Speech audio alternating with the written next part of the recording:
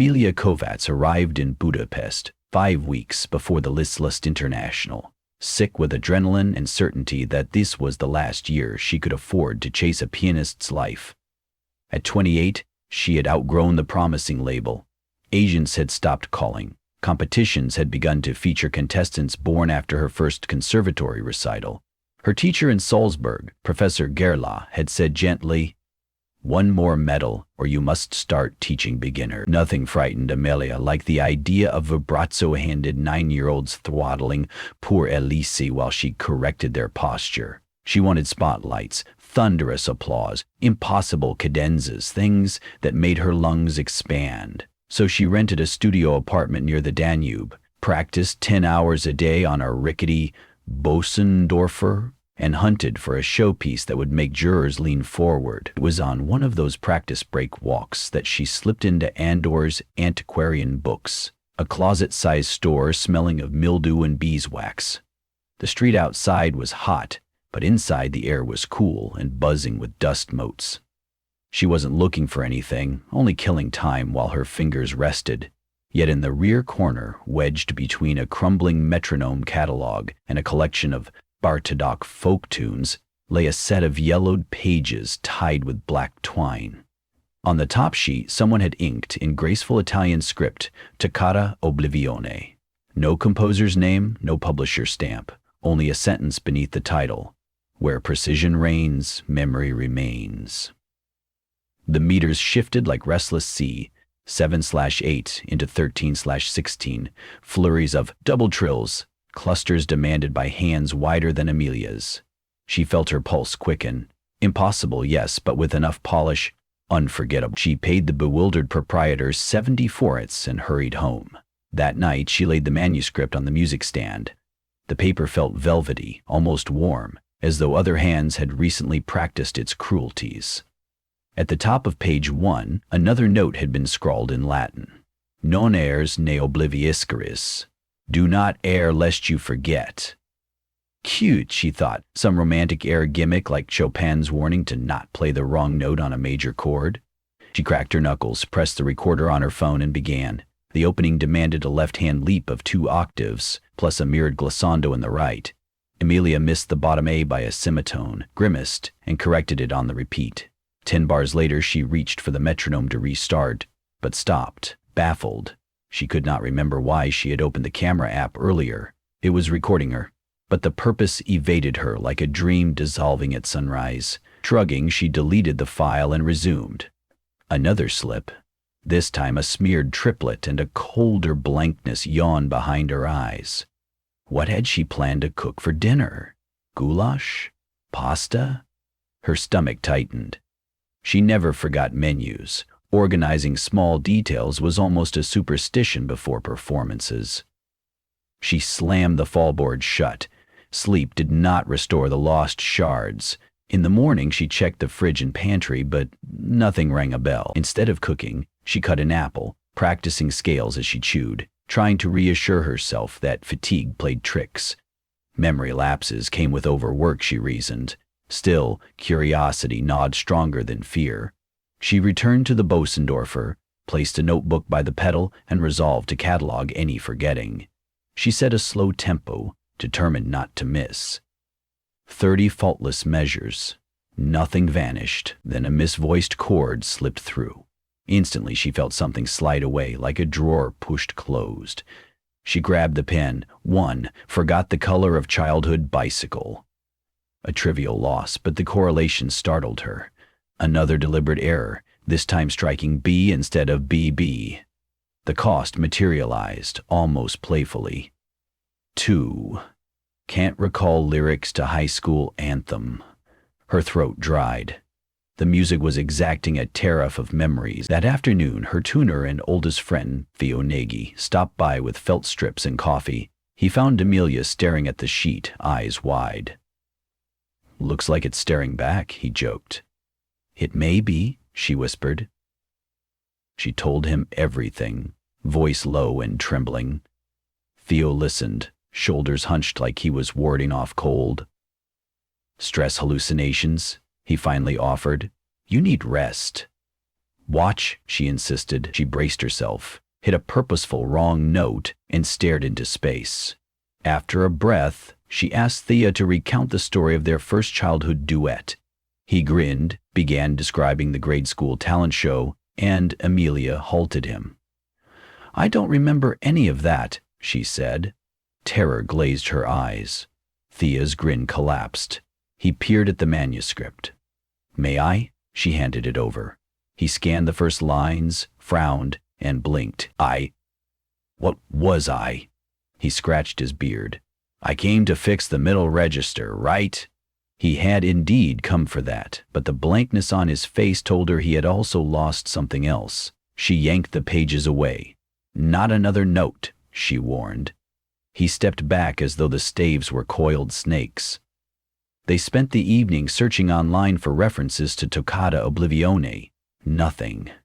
Amelia phoned Gerlich. The professor had never heard of it. She called the antique shop, but the proprietor insisted the bundle had been delivered anonymously in a box of hymnals. By midnight, Theo left, promising to return with protective gloves, as if contact with ink alone might doom a person.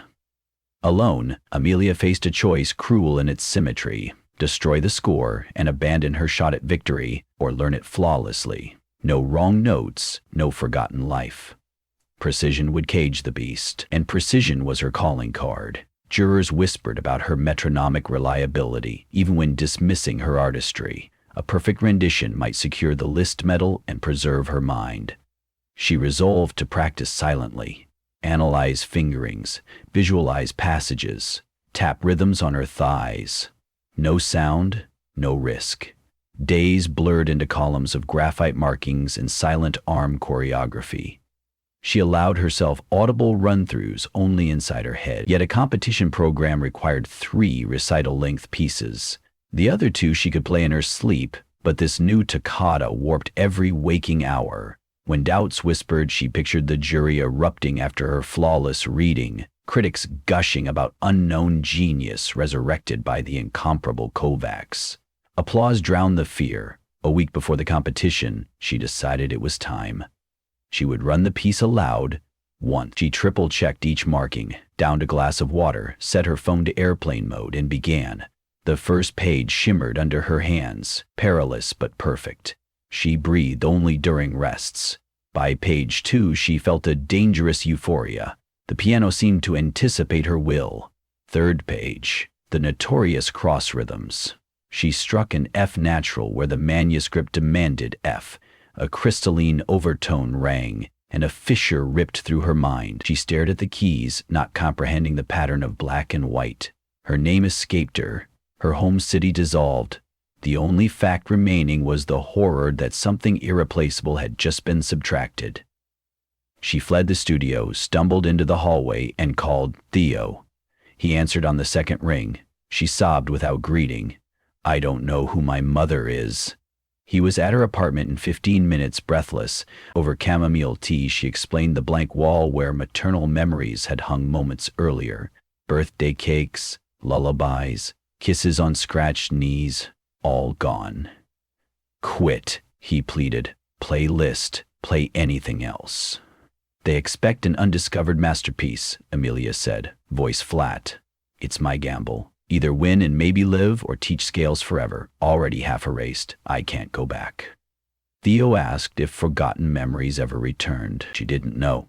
The thought that they might merely hide in recesses gave her slender courage. She reinforced their plan. Silence until the competition. Physical practice limited to ghosting on a tabletop.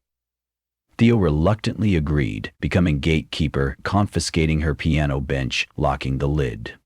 In the nights that followed, Amelia dreamed of staves scrolling across the sky, each wrong note a falling star. She awoke gasping, clutching at intangible constellations of family. Dawn found her pacing, humming barely above breath, fingers flicking through invisible rotations. She ate little, taped encouraging notes to the mirror. "Precision is identity, hold the line," and glimpsed gaps in her reflection where certain traits had lived. The tilt of her mother's smile, her father's whistle. When she tried to picture their faces, smudged silhouettes surfaced. The urgency to succeed hardened like scar tissue. The Liszt International stage and the Academy of Music glowed with a halo of rigged lights. Amelia, contestant number 12, waited in the green room clad in a midnight grue gown. Inside her clutch lay the Toccata Oblivione, freshly copied so the jury could follow. She had refused page-turners. Any distraction might sabotage perfection. Theo stood beside her, hands jammed in pockets. "Last chance to change repertoire," he murmured. She met his eyes. "If I lose tonight, I lose either way." The stage manager beckoned. Amelia inhaled, stepped into the blaze, and bowed. She opened with Schumann's Arabesque of Familiar Waters. Applause polite. Second, a Bartók sonata, played with driving clarity. A longer applause, some jurors nodding.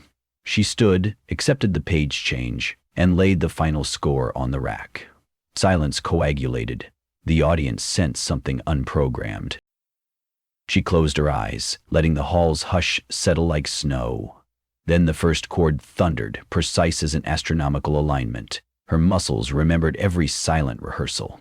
Onlookers leaned forward at the asymmetrical rhythms, the eerie harmonic language neither wholly romantic nor modernist. Amelia's confidence swelled. She danced through gauntlets that had once bloodied her imagination. Middle section, the treacherous echo of her fatal mistake days earlier. She slowed half a breath, felt sweat bead under her hair, and executed the interval flawlessly. She tasted relief like cool water. 2 pages left. 1. Coda. A hailstorm of alternating hands, fortissimo octaves leaping across registers. She knew a single misfire could steal the competition and the remnants of her past. Her right thumb clipped a protruding black key, altering an E to F. The smallest deviation, a sneeze in a hurricane. Gasps rose from a few pianist spectators who caught it. The note reverberated under the hall arches. In that reverberation, Amelia felt something peel away, not a memory, but sensation itself. Sound dulled, colors flattened, the audience blurred like figures behind frosted glass. She could still see the keyboard but sensed the edges dimming, as if peripheral vision were being erased. Blindness crept inward with every heartbeat. She fought panic, forcing her hands to finish while dark settled over the orchard of keys. The final chord slammed. She lifted her arms into blackness, hearing applause roar as though from another room. She bowed instinctively, trusting muscle memory, and groped her way off stage where Theo caught her elbows. "I can't see," she whispered, voice brittle. He guided her to a chair, tears bright in his lashes. Standing. "The jury's on their feet. It's never happened in preliminaries." She closed her eyes. It made no difference, and asked, "Did I play any other wrong notes?" "Just the one, I think." "One is enough," she murmured. "Help me remember the light." Back in the hotel, he sat by her bed describing details. Chandeliers, velvet curtains, the golden griffins atop the piano legs. She listened, mapping the stories onto a fading internal screen. Whether those images belonged to memory or imagination no longer mattered. They were all she had.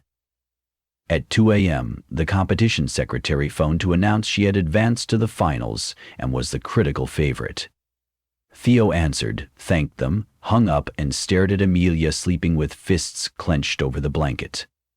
Morning brought no sight, but Amelia's other memories held. She could still recall her father taking her to the circus, the first snow in Debrecen, the metallic scent of the Danube at dawn. She feared dreaming would siphon those away too, so she stayed awake, recounting them aloud to Theo like reciting scripture. The finals were 2 days away. Joris expected winners to perform with the Budapest Philharmonic. Theo proposed she substitute Rachmaninoff or Prokofiev, something she knew by finger alone. "I can't read new scores," she reminded him, tapping her sightless eyes. "You can't risk more losses." "I can't risk being forgotten," she answered. "If I withdraw now, the story will be blind pianist jokes. If I win, they will remember me, even if I can't remember myself." Theo understood ambition's tyranny. He fetched her practice keyboard and became her living metronome, counting out passages while she rehearsed in darkness. She bullied her hands, refusing to miss even invisible notes. On the final evening, the orchestra tuned amid a torrent of coughs and perfume. Backstage, Maestro Havel greeted Amelia with gentle courtesy, having rehearsed cues verbally. She took her place at the concert grand, cane folded at her feet, palms hovering. The hall was a cavern of unseen breaths. She nodded to Havel. Downbeat fell. The first movement unfolded perfect, a tapestry of tension and release. She felt each orchestral swell through vibrations in the stage floor. Second movement, lyrical, haunting, her touch a whisper inside the hush. Third movement, Peril's Lair. Runs cascaded, timpani rolled like thunder. Halfway through, in a bravura descending passage, her left pinky clipped an adjacent note. The slip was microscopic, perhaps masked by triple forte brass. But she felt it, a pinprick of ice inside her skull. Memories blew out like candles. Not single flames, but whole rows at once. She lost her address, her teacher's voice.